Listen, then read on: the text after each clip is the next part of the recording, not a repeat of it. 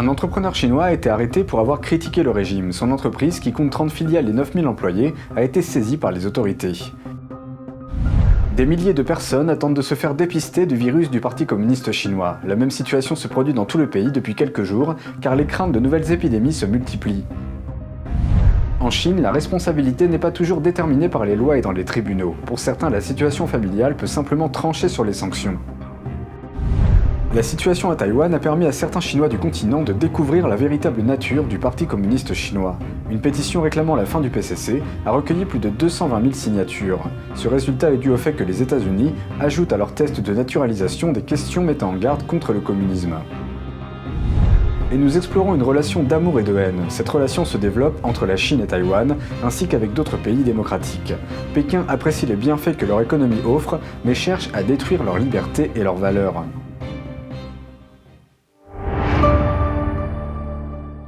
Bienvenue dans Regard sur la Chine, je suis Vladimir Huitens.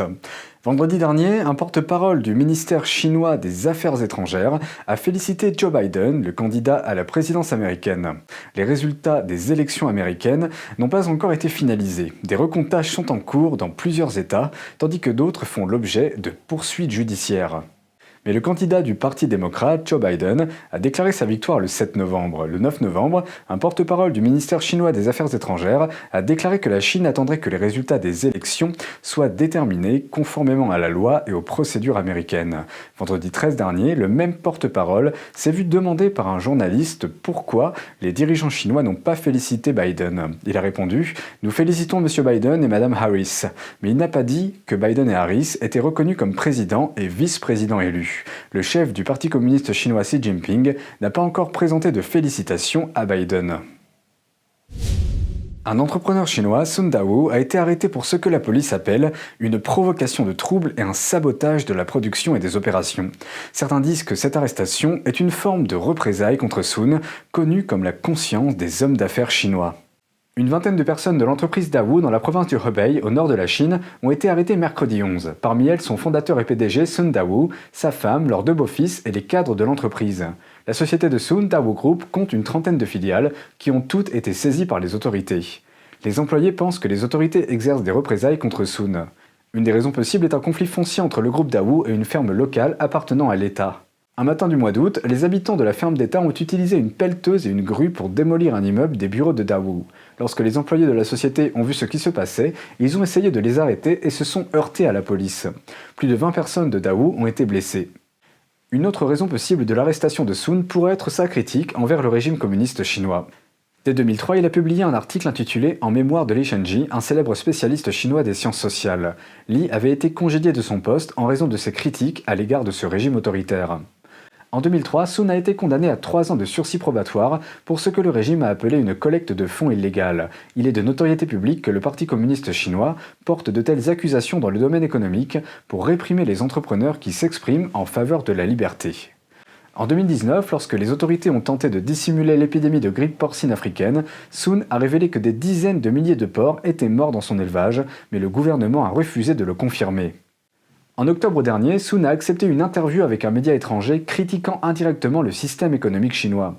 La troisième raison potentielle de son arrestation semble être les représailles contre son hôpital de Daewoo. Les hôpitaux d'État en Chine suivent le principe selon lequel, si les patients n'ont pas d'argent, les médecins ne fournissent aucun traitement. Mais Sun a déclaré qu'il n'avait pas créé l'hôpital dans le but de gagner de l'argent. On dit que la série complète d'examens, y compris l'échographie à l'ultrason et les analyses sanguines, ne coûte qu'1,50$ dans son hôpital. Il a également mis en place des boîtes à médicaments gratuites à emporter pour les personnes souffrant de maladies bénignes. Why do you want to make money under the epidemic? I don't understand. Your purpose shouldn't be making money. You shouldn't make money when you run a hospital. I give you the best hospital, the best equipment, the best doctors, and you run this hospital for me according to this purpose. Certains pensent qu'en opérant de cette façon, l'hôpital Daewoo réduit une partie des profits des hôpitaux publics, ce qui en fait une des raisons possibles de l'arrestation de Sun. Sun était autrefois un champion de l'élevage de poulets de renommée nationale. Il a fondé le groupe d'agriculture et d'élevage Daewoo dans les années 80.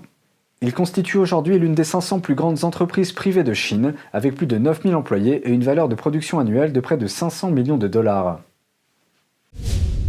De nouveaux cas de virus sont apparus dans toute la Chine ces derniers jours. Ceci après que des rapports similaires ont été publiés à Shanghai, Tianjin et Dalian. Un hôtel de la ville de Chengdu, dans le sud-ouest de la Chine, a annoncé lundi 16 un cas asymptomatique.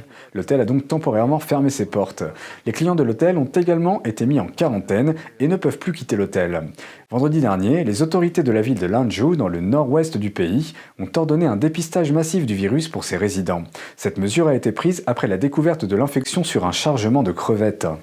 Le même jour, les autorités de la ville de Jinan, dans l'est du pays, ont déclaré que le virus avait été trouvé sur des aliments surgelés importés et sur leurs emballages. Les habitants ont révélé que les résidents de la région devaient passer un test de dépistage du virus cette nuit-là. Et selon une vidéo partagée en ligne, de nombreuses écoles de la ville ont également exigé que tous les élèves soient testés le vendredi 13. Le test de dépistage imprévu du virus coïncide avec la mise en place d'un état de guerre dans d'autres zones, un ordre officiel similaire à l'état d'urgence en France. Le comté de Luotian, dans la province du Hebei, est l'un d'entre eux. Il a imposé cet ordre jeudi 12 dernier. Mais les fonctionnaires n'ont pas donné d'explication sur le fondement de cette décision. En même temps, ils ont affirmé que la région était totalement exempte de cas de virus. Mais certains locaux soupçonnent les fonctionnaires de ne pas déclarer des patients infectés. Le Parti communiste chinois, ou PCC, a publiquement attribué tous les cas de virus nationaux à des importations étrangères. En raison de cette position, de nombreux citoyens chinois ont considéré que ces informations leur permettaient de ne plus avoir à prendre de précautions. Lors d'un incident récent, un homme de la ville de Chongqing s'est évanoui sur le trottoir. Les images vidéo montrent qu'aucun des témoins ne portait de masque. La vidéo a rapidement attiré l'attention du public en ligne. En effet, lors des premières vagues de la pandémie en Chine, on a signalé des cas d'évanouissement de patients atteints du virus dans les rues, partout dans le pays. On ignore actuellement ce qui a provoqué l'évanouissement de cet homme. Maintenant, nous portons notre regard vers un Chinois qui a attaqué la police. Et il semblerait qu'il a osé le faire pour une raison particulière. Une vidéo qui devient virale montre l'homme en t-shirt blanc s'approchant d'un policier et l'attaquant directement. Il a crié « Vous savez qui est mon père ?» Alors que la police lui passait les menottes, il a dit « Laissez-moi partir, vous voulez mourir? Vous voulez que toute votre famille meure? C'est ce que vous voulez ?» L'incident s'est produit le 1er novembre à l'entrée d'un restaurant de Pékin. L'homme nommé Liu était ivre et s'est battu. Lorsque la police est arrivée sur les lieux pour intervenir, Liu a attaqué la police à la surprise générale. Il a été arrêté parce qu'il était soupçonné de faire obstruction à la loi. L'identité de son père n'est pas clairement établie.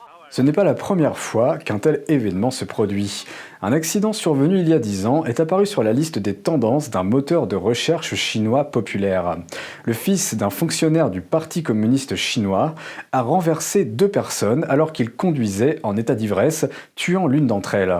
Le conducteur a accusé les 2 personnes d'avoir endommagé sa voiture et a déclaré « Vous ne pouvez pas me poursuivre, Li Gang est mon père ». Il a déclenché beaucoup de colère sur les réseaux sociaux et a été condamné à 6 ans de prison. Li Gang est mon père est devenu une expression à la mode pour les internautes voulant ridiculiser la 2e génération de fonctionnaires. Il y a 2 ans, une mère a fait quelque chose de similaire. Sa fille, en maternelle, tapait souvent sur ses camarades de classe et était punie par un professeur. L'institutrice a grondé l'enfant en lui disant qu'elle devait s'asseoir à l'écart de ses camarades de classe. La mère de la fille en a entendu parler. Elle a dit à l'école maternelle que le père de sa fille était le vice-secrétaire du parti de la ville. Puis elle a demandé à l'institutrice de s'excuser auprès de sa fille devant tous les enseignants et les élèves. Et elle a failli faire renvoyer l'institutrice de l'école maternelle. Même si Taïwan partage la même langue et la même ethnicité que la Chine, c'est un modèle de société différent, grâce à sa démocratie et à son état de droit. De nombreux Chinois qui vivent dans les 2 endroits peuvent sentir la différence en comparaison et commencent à réfléchir sérieusement à la façon dont le communisme leur ôte leur dignité. Taïwan et la Chine, malgré leur proximité, abritent 2 idéologies contradictoires, la démocratie et le totalitarisme. Ling Xiaoxin est l'une des nombreuses personnes qui disent ressentir une différence spectaculaire entre les 2 pays après avoir vécu dans les 2. Ling est un étudiant chinois qui vit à Taïwan. Il a été le témoin direct des actes de persécution du PCC contre Hong Kong et Taïwan. Selon lui, l'intérêt de Pékin pour Taïwan est dangereux, et les tentatives du régime chinois d'exporter l'idéologie communiste sont inquiétantes. Il a expliqué qu'il avait quitté la Ligue de la jeunesse et des jeunes pionniers, 2 des organisations affiliées au Parti communiste chinois, après avoir lu le livre « Les 9 commentaires sur le Parti communiste chinois ». Voici une déclaration qu'il a rédigée et affichée sur un site web qui encourage les gens à quitter le parti. « Je suis né en Chine. Dès mon plus jeune âge, j'ai trouvé dégoûtant d'être exposé à la culture du Parti communiste chinois. Les tactiques de lavage de cerveau de cette dictature malfaisante se trouvent partout dans la vie quotidienne. J'ai donc choisi Taïwan pour terminer mes études universitaires. Pendant mes études de philosophie à Taïwan, j'ai lu les 9 commentaires sur le Parti communiste chinois. Ce livre m'a fait prendre conscience de la nature malveillante du parti et du caractère inévitable de sa tyrannie. Depuis le mouvement anti-extradition de Hong Kong, j'ai vu comment la délégation du PCC à Hong Kong harcelait et persécutait les manifestants pro-démocratie. J'ai décidé de ne plus garder le silence. Je déclare donc solennellement que je quitte le Parti communiste chinois et toutes ses organisations affiliées, à savoir la Ligue de la jeunesse communiste et les jeunes pionniers. Je me détache complètement de ce régime malveillant et cannibale. Selon The Epoch Times, le média partenaire de NTD qui gère ce site, près de 370 millions de personnes ont quitté le Parti communiste chinois et ses organisations. Ce journal, basé aux États-Unis, a publié les 9 commentaires sur le Parti communiste en novembre 2004. Cette publication a conduit à la création du mouvement Tweedang en décembre de la même année. Tweedang peut être traduit littéralement par démissionner du Parti communiste. Le mouvement encourage les gens à renoncer à leur appartenance au Parti communiste chinois et à ses affiliations. Beaucoup utilisent des pseudonymes ou des surnoms pour démissionner. C'est dans le but de se protéger, eux et leurs familles, des représailles, en particulier pour ceux qui sont encore en Chine.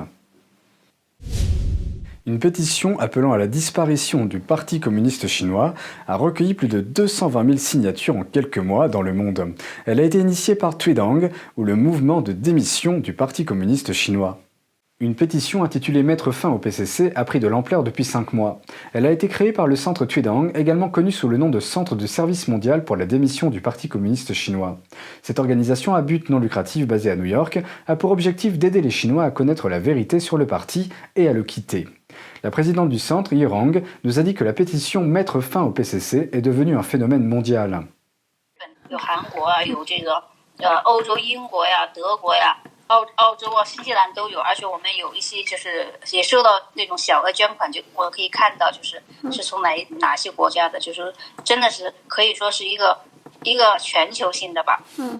Les centres Tweedang sont également présents au Canada, à Taïwan, à Hong Kong, en France, en Allemagne, en Italie, en Russie et en Australie, entre autres. Yi a expliqué que le PCC est devenu une menace pour les États-Unis et le monde.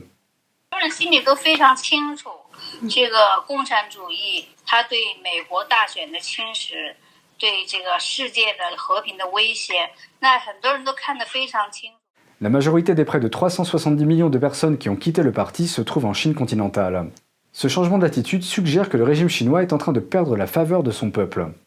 Le Centre de service mondial organise des cortèges pour mettre fin au PCC tous les week-ends dans des villes comme New York, le New Jersey et la Californie. Les services américains de la citoyenneté et de l'immigration ont publié la semaine dernière, le 13 novembre, une nouvelle version de l'examen de citoyenneté américaine. Plusieurs questions auraient été ajoutées, dont 3 sur le communisme. La nouvelle version de l'examen sera proposée aux candidats à la citoyenneté à partir du 1er décembre de cette année.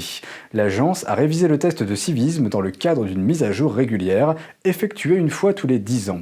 Le test sert à évaluer les connaissances des candidats en matière d'instruction civique américaine. La nouvelle version contient 128 questions contre 100 auparavant. Parmi les questions ajoutées, on trouve des questions relatives à la Constitution des États-Unis et à la Déclaration d'indépendance, ainsi qu'à la signification des premiers mots de la Constitution, « Nous, le peuple ». Quant aux 3 questions concernant le communisme, la question 109 demande « Pendant la guerre froide, quelle était l'une des principales préoccupations des États-Unis ?» Les réponses sont le communisme et la guerre nucléaire. Alors que les questions 110 et 111 demandent pourquoi les États-Unis sont entrés dans la guerre de Corée et la guerre du Vietnam. La réponse à ces 2 questions est d'arrêter la propagation du communisme. L'agence a également annoncé de nouvelles orientations politiques au cours des derniers mois, principalement pour traiter l'inadmissibilité des membres du Parti communiste. Cela signifie qu'ils ne seront pas autorisés à entrer ou à rester aux États-Unis. Cette série de changements a incité un grand nombre de Chinois à travers le monde à quitter le Parti communiste. La nouvelle résolution de Pékin permet aux autorités de Hong Kong de révoquer les législateurs élus sans passer par les tribunaux, et elle a des répercussions sur certaines salles de classe de la région, faisant des écoles un nouveau champ de bataille, alors que de plus en plus de restrictions sont mises en place. Sarah est prête à dire au revoir à Hong Kong, son lieu de naissance et sa demeure, tout cela pour son fils de 8 ans. I want him to grow up in an environment with enough freedom. And he could have a chance to do what he wants to do, not be restricted by some invisible red line. Elle est enseignante à Hong Kong et envisage de s'installer au Royaume-Uni. We're open for different options, okay? Like cashier at supermarkets or even be a cleaners or doing dishes, okay? So anything is possible. I think we place more value on giving my son the option and the freedom.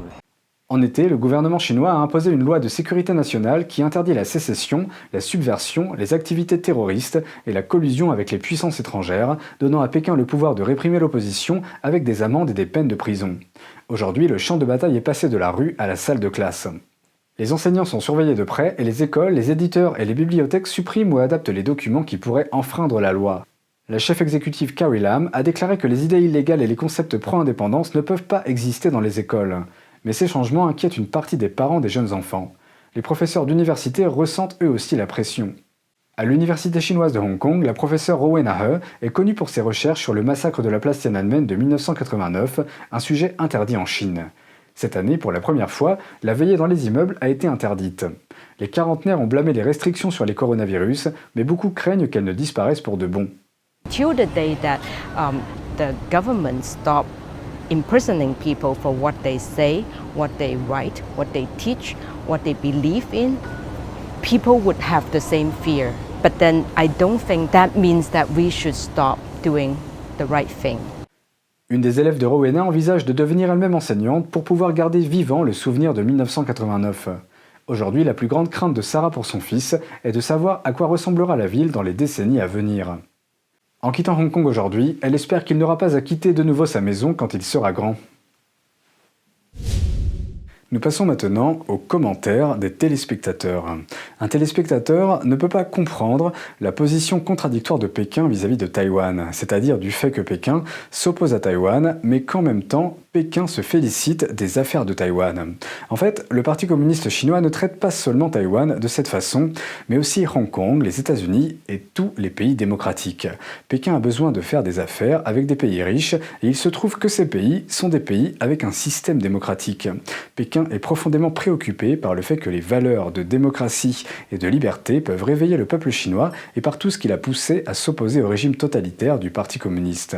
Il bloque donc tous les médias étrangers en Chine qui ne sont pas en accord avec leur idéologie, y compris NTD-TV et notre média partenaire The Epoch Times. En Chine, le fait de contourner le pare-feu Internet et d'obtenir des informations de l'étranger peut entraîner de lourdes amendes et même des peines de prison.